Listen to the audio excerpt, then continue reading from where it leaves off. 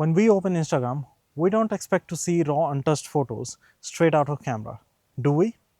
I certainly do not. And I don't think one is right and the other is wrong. But if you do, I'd love to know your reasoning behind it. In this video, let me explain my why from a colors perspective. Shall we?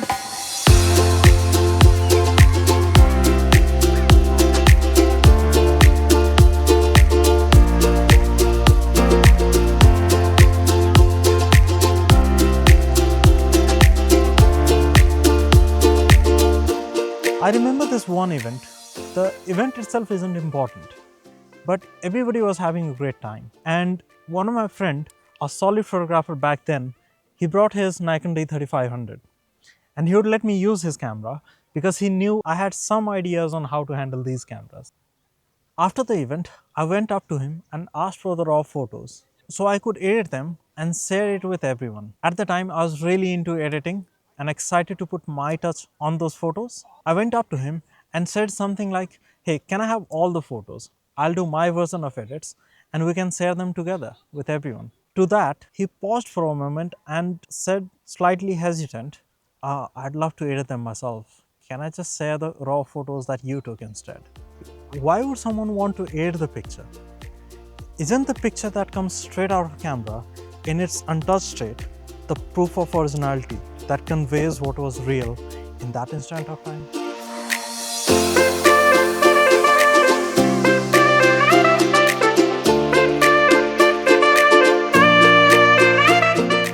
Back then, I didn't quite understand that. But if somebody was to ask me the same question today, I'd probably respond similarly.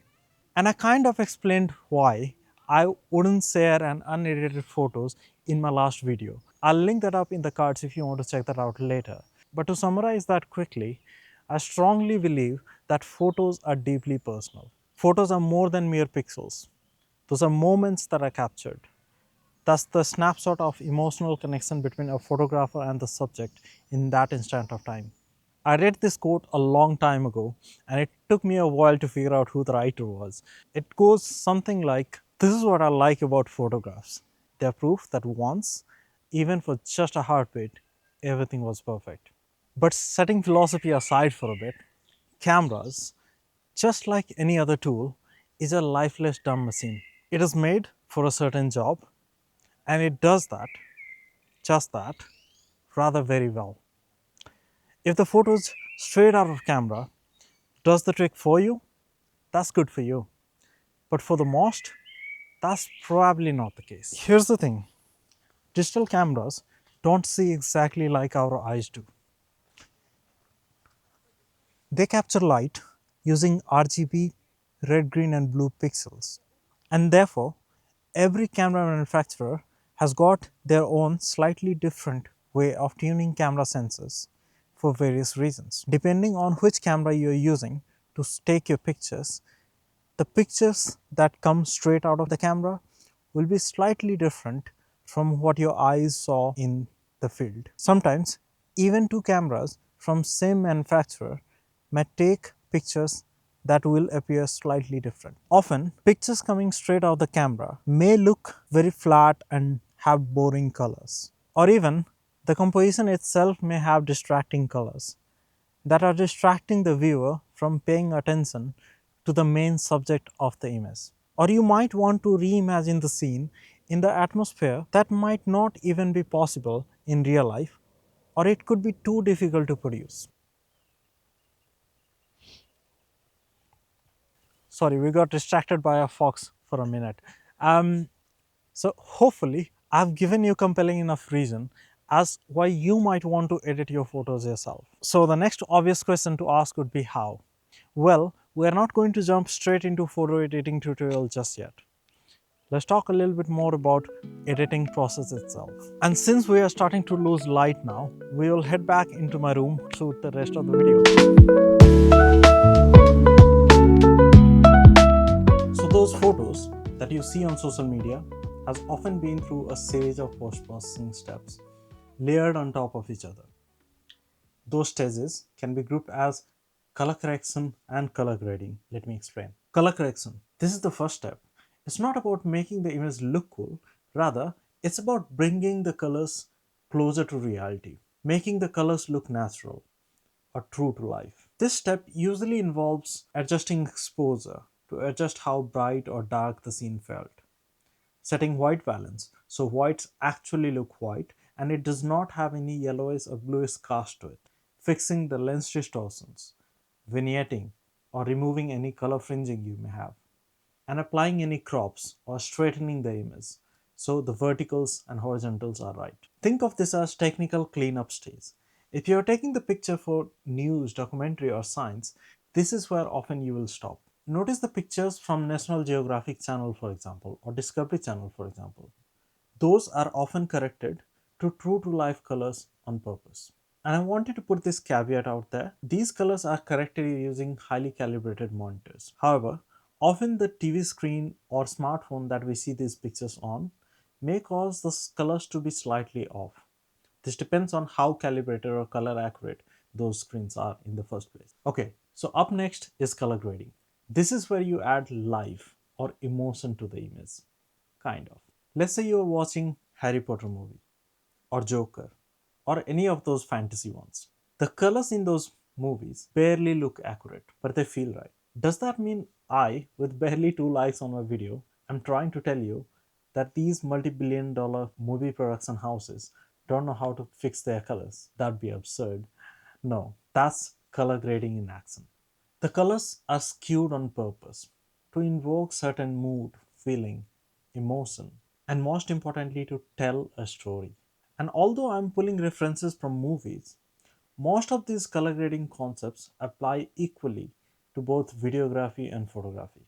When done right, colors can be used as a powerful tool to invoke feelings. For example, when you see a warm orange colored picture, you're more likely to expect something pleasant, happy times. Imagine a beautiful sunset. Imagine people having good food, festivals, celebrations, holidays, etc.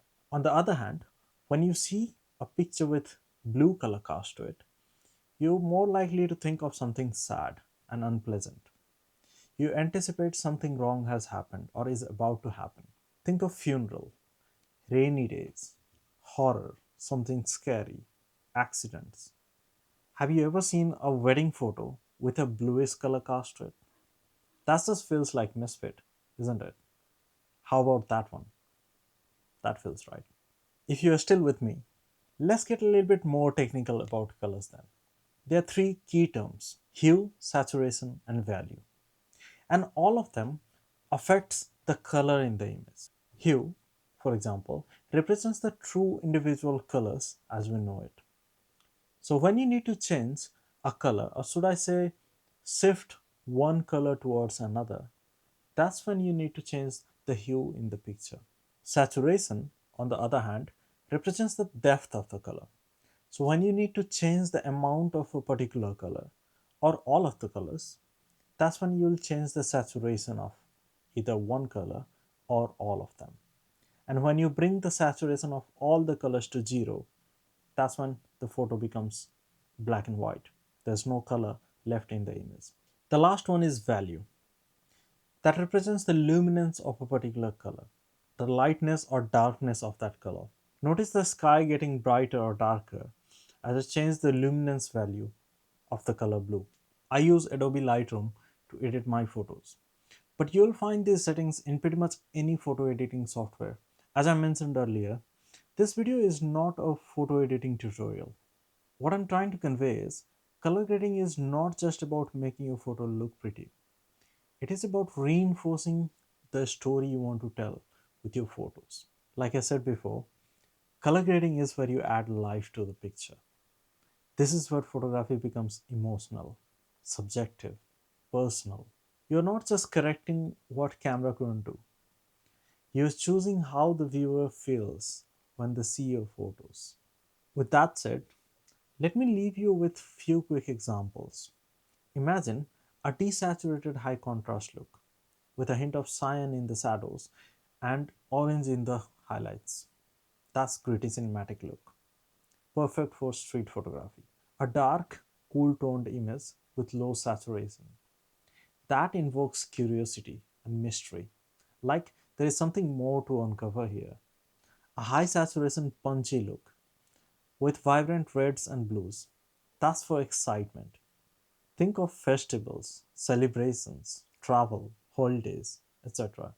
So, next time when you edit your photos, pause for a moment and think of what is it that you want your viewer to feel, and that should automatically lead you into the right direction.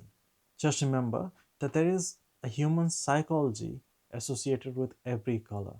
There's no universal recipe here though. It's just your intention. And when done right, colors can make a huge impact.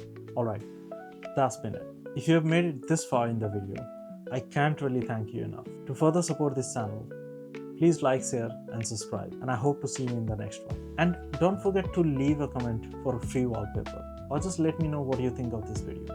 I'm Susil Chaurasia signing off. Take care.